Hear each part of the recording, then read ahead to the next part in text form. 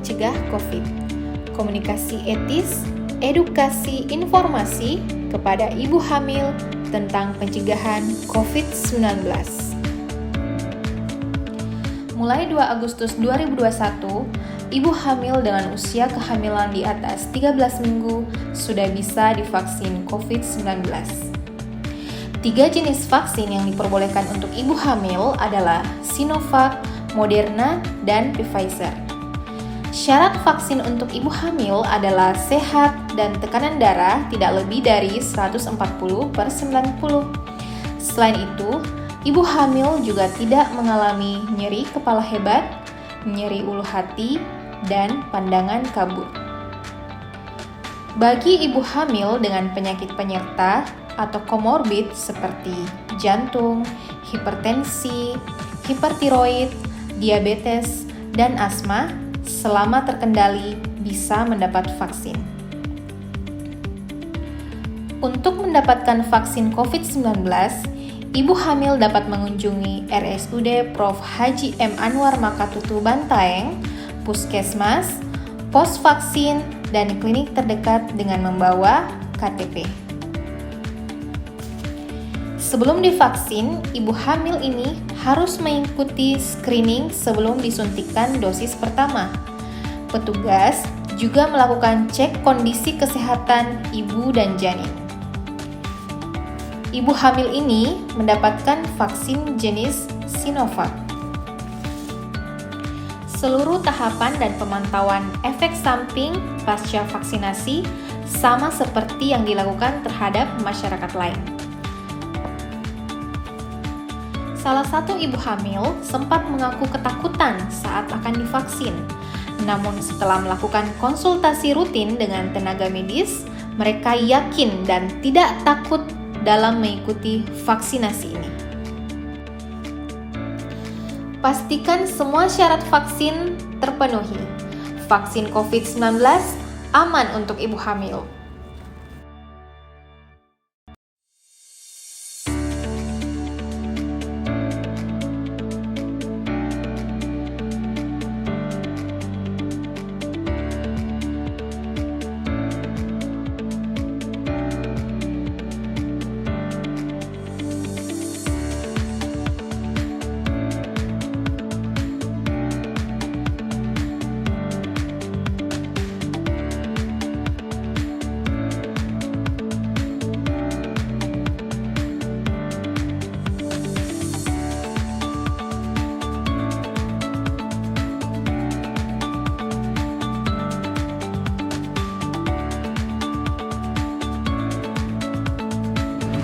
Assalamualaikum warahmatullahi wabarakatuh. Hai para ibu hamil yang ada di luar sana.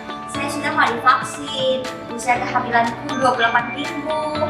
Jadi buat kalian semua yang ada di luar sana, ibu hamil yang ada di luar sana, dan kita akan divaksin. Nah, ini untuk berguna untuk saya dan bayiku. Vaksin itu aman, halal, dan berkualitas. Assalamualaikum warahmatullahi wabarakatuh. Alhamdulillah saya sudah divaksin dan usia kehamilan saya 28 minggu.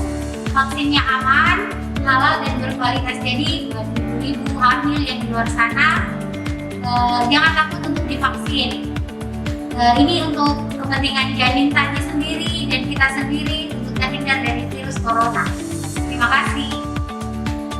Selanjutnya, mari kita mendengarkan Bincang Sehat dengan narasumber kita, Dr. Yusri Lisangan, spesialis kebidanan dan kandungan. Assalamualaikum warahmatullahi wabarakatuh. Hari ini kita akan bincang sehat tentang vaksinasi COVID pada ibu hamil bersama narasumber kita, Dr. Yusri Lisangan, spesialis kebidanan dan kandungan, RSUD Prof. Anwar Makatutu Bantaeng. Selamat pagi, Dok. Selamat pagi. Dok, seperti ini dok, kan ada program vaksinasi pada ibu hamil yang sudah Kementerian Kesehatan sudah mengeluarkan bahwa ibu hamil bisa divaksin COVID-19.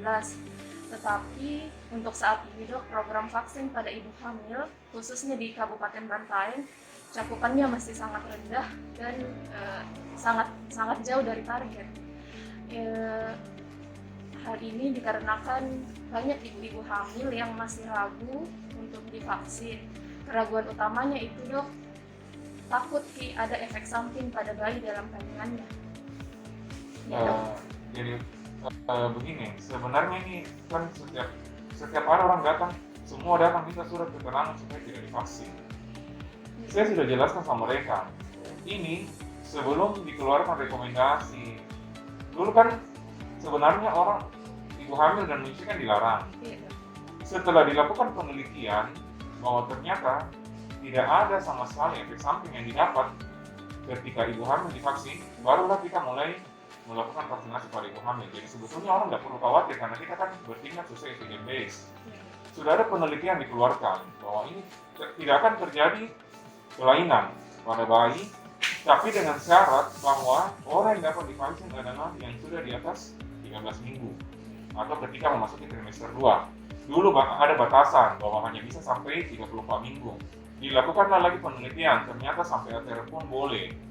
Diadakan penelitian justru, saya sampaikan sama ibu-ibu hamilnya kita, bahwa ternyata si bayi mendapat kekebalan yang sama dari ibunya. Jadi sebetulnya ini ketika vaksin saat hamil, ibu dapat kekebalan, bayinya juga dapat kekebalan, jadi dapat double. Jadi sebetulnya ini saya selalu edukasi ke semua orang bahwa ayo kita vaksin. Cuma kan memang mitos-mitos yang sangat mengganggu, tapi ini kita sudah sampaikan bahwa sama sekali tidak ada efek samping pada vaksin ini. Cuman sekarang ini kan yang repot kejadian ikutan pasca vaksinasinya. Ini yang berbahaya, yang sebetulnya ketika kita suntik selain Sinovac, kejadian ikutannya itu kan ada demam, ada sakit-sakit badan, seperti kita saat kena COVID. Tapi sebetulnya ini kejadian ikutan ini dapat kita jelaskan bahwa orang yang kita sudah vaksin kan untuk membentuk kekebalan.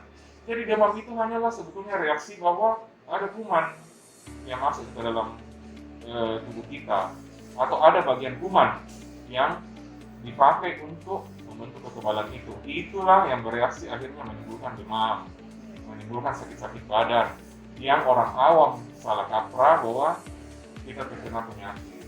Jadi ini memang tugasnya kita sebagai tenaga medis yang menjelaskan panjang lebar. Saya tiap hari dok ini, tiap hari di Telegram, di Facebook, di mana-mana ini kita sampaikan. Dan setiap orang yang datang minta keterangan tidak layak vaksin sama saya tidak berikan. Dan ini memang harus begitu 13 minggu tanpa misalnya ada memang penyakit yang memang melarang, kita tetap harus vaksin dengan tanpa alasan apapun. Mungkin kalau misalnya ibu hamilnya juga punya penyakit komorbid dok, walaupun punya penyakit komorbid tapi terkontrol tetap bisa aman divaksin. Tetap harus divaksin. Karena ini sebetulnya vaksinasinya sangat penting untuk mencegah ini. Dulu sewaktu ini COVID betul-betul ganas di Bantaeng sekitar 2-3 bulan lalu, ini betul-betul hampir orang yang masuk di IGD kita swab, 90%-nya hampir semua reaktif. Walaupun setelah di swab, ya mungkin setengahnya yang positif. Ini menggambarkan apa? Bahwa ibu hamil sangat rentan. Kenapa ibu hamil sangat rentan? Karena mungkin daya tahan tubuh menurun. Jadi ketika mungkin kalau orang sehat tanpa kehamilan bertemu orang yang COVID, mungkin kemungkinan terkenanya 2-3 kali lipat.